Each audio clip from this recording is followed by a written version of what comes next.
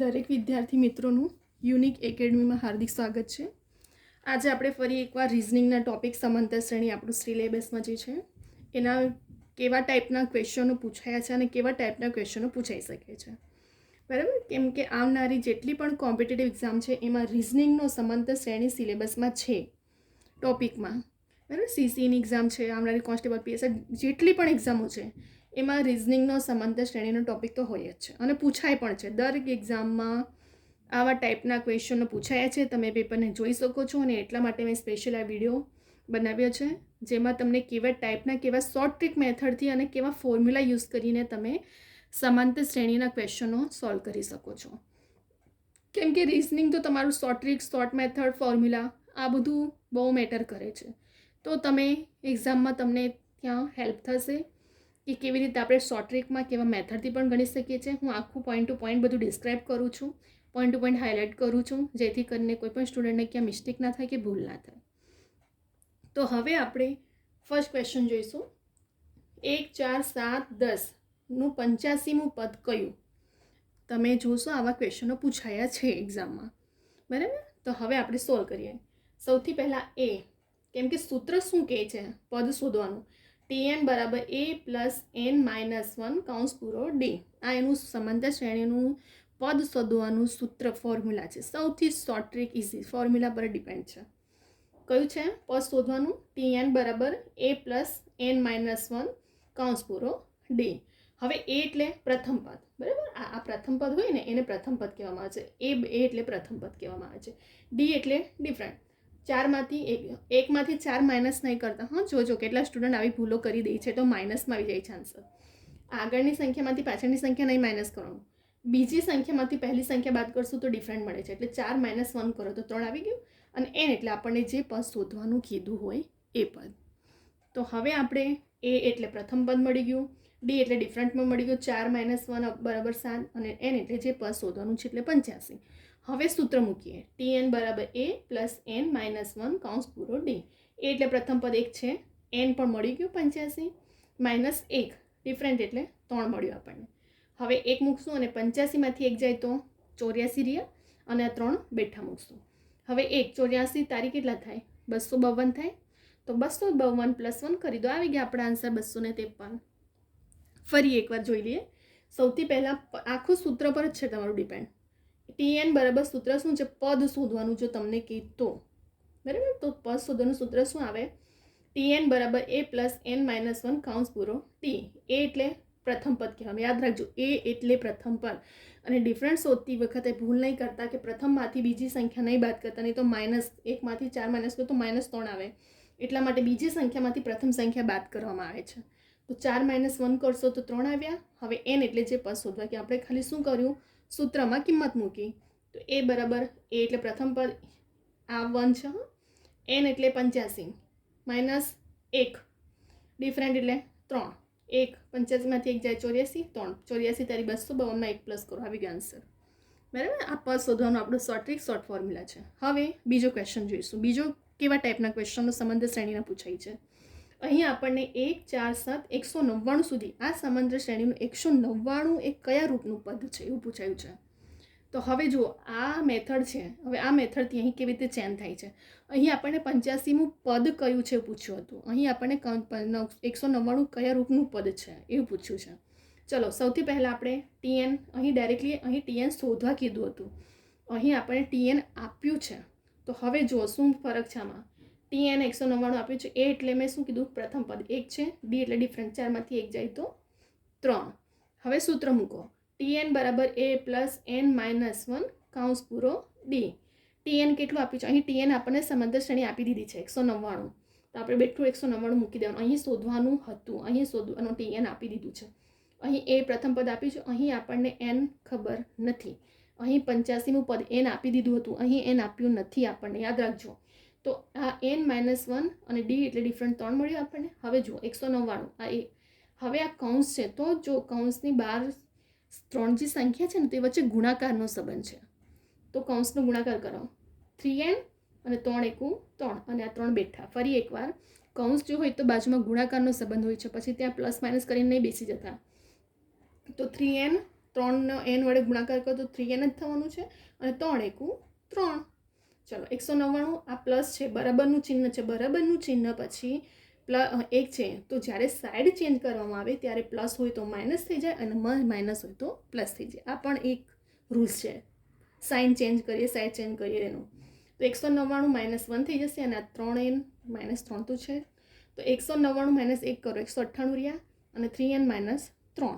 હવે પાછું side change કરવાનું છે, જો બરાબરનું ચિહ્ન પાછી સંખ્યા છે એટલા માટે પાછું સાઈડ ચેન્જ કરીએ તો આ માઇનસ છે, તો અહીં પ્લસ, કેમ કે પ્લસ માઇનસમાં જો તમે સાઈડ ચેન્જ કરવામાં ભૂલ કરીને તો એ પ્લસ માઇનસથી તમારો આખો આન્સર બદલાઈ જાય છે, યાદ રાખજો.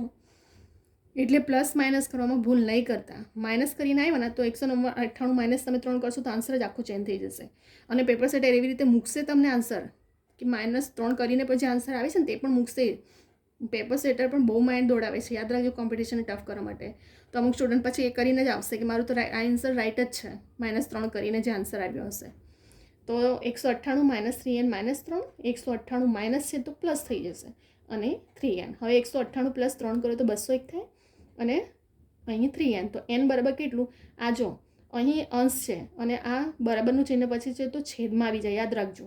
તો 201 છેદમાં 3 કરો તો 201 / 3 કરશો તો 67 આપણા આન્સર આવી ગયા. ફરી એકવાર જોઈ લઈએ.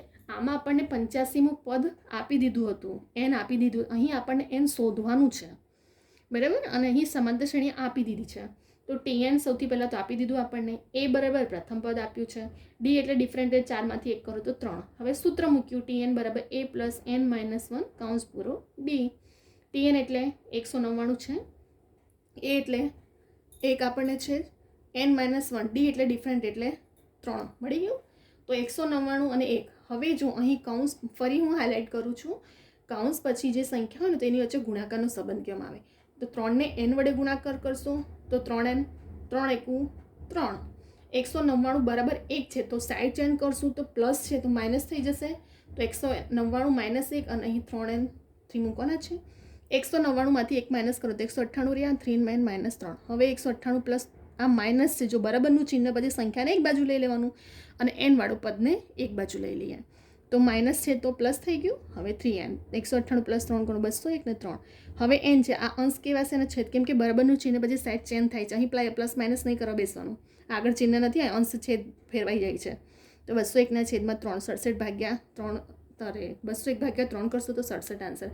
જો ગણિત એવું સબ્જેક્ટ છે ને તમારું, રીઝનિંગ એવું કે પ્લસ માઇનસના બધા રૂલ્સ નિયમો બધા તમારે છે ને ખબર હોવું જ જોઈએ અને ધ્યાન રાખવાનું સાઈડ ચેન્જ કરતી વખતે. એક પ્લસ માઇનસ થયું ને તો આખું ને આખું તમારું ચેન્જ થઈ જાય છે આન્સર. તો આવી ભૂલો ના થાય એટલા માટે જ મેં અહીંયા બધું હાઇલાઇટ કર્યું, કેમ કે ઘણા સ્ટુડન્ટને થતી હોય છે ભૂલ અને પેપર સેટર એવી રીતે પણ મૂકે છે આન્સર જેથી કરીને તમે કન્ફ્યુઝ થાઓ, બરાબર. તો હવે આપણે ત્રીજો ક્વેશ્ચન જોઈએ. આ ટાઈપના ક્વેશ્ચનો પૂછાયા છે.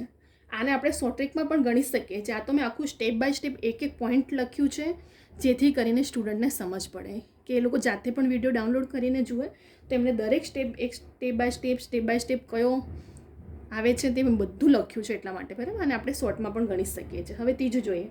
સમાંતર શ્રેણીનું 9મું પદ 112 છે અને 13મું પદ 188 હોય તો તફાવત શોધો. આ ટાઈપના ક્વેશ્ચનો પૂછાયા છે અને પૂછાશે એટલે ધ્યાન રાખજો.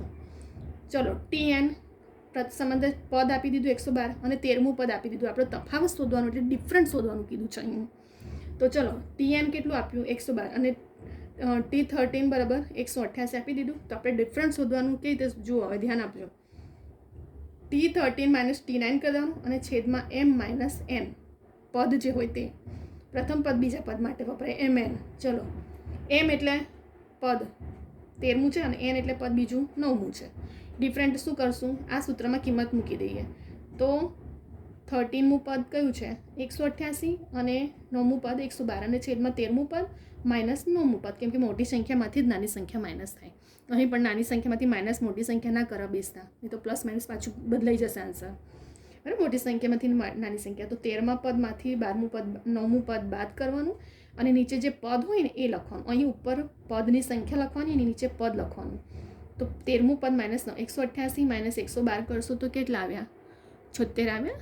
અને 13 - 9 કરશો તો 4 આવ્યા. હવે 76 / 4 કરશો તો 19 × 76 આવી ગયો આપણો આન્સર. ડિફરન્ટ મળી ગયો આપણને. ફરી એકવાર સમજાવી દઉં છું જેથી કરીને ભૂલ ના થાય. આપણને પદ આપ્યું છે અને એ પદની સંખ્યા પણ આપી દીધી કે કયું છે પદ. બરાબર. 13મું પદ આપ્યું, 13મું પદની સંખ્યા પણ આપી દીધી.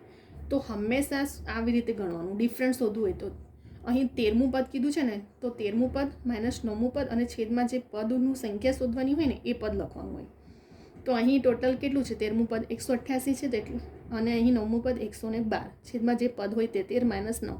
તો 188 - 112 કરશું તો 76, અને 13 - 9 કરશું તો 4 × 19 = 76 આવી ગયા આપણા આન્સર. બરાબર. તો આવા ટાઈપના સમાંતર શ્રેણીના ક્વેશ્ચનો પૂછાયા છે અને પૂછાશે અને પૂછાઈ શકે છે. અને પેપર સેટર તમને કેવી રીતે કન્ફ્યુઝ કરશે એ પણ મેં તમને બધી જગ્યાએ હાઇલાઇટ કર્યું છે. પ્લસ માઇનસ કરીને જે આન્સર આવે છે ને તે પણ એ લોકો મૂકે છે આન્સરમાં, જાણી જોઈને કન્ફ્યુઝ કરવા. તો તમે ભૂલ ના કરતા સેટ ચેન્જ કરવામાં, અંશનું છેદ ને બધું ચેન્જ કરવામાં. બરાબર.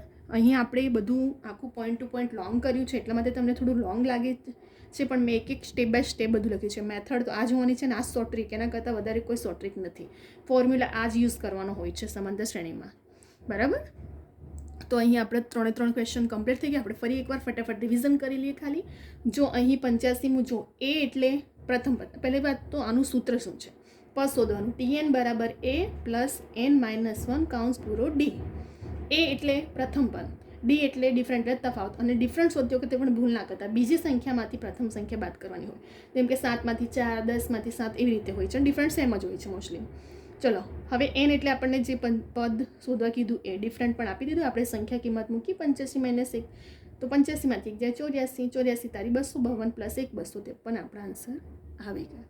બીજા ક્વેશ્ચનમાં શું થયું હતું? અહીં આપણને 85મું પદ આપણને આપી દીધું હતું અને શ્રેણી શોધવાની હતી. અહીં આપણને શ્રેણી આપી છે, આપણે પદ શોધવાનું છે એટલે n શોધવાનું હતું.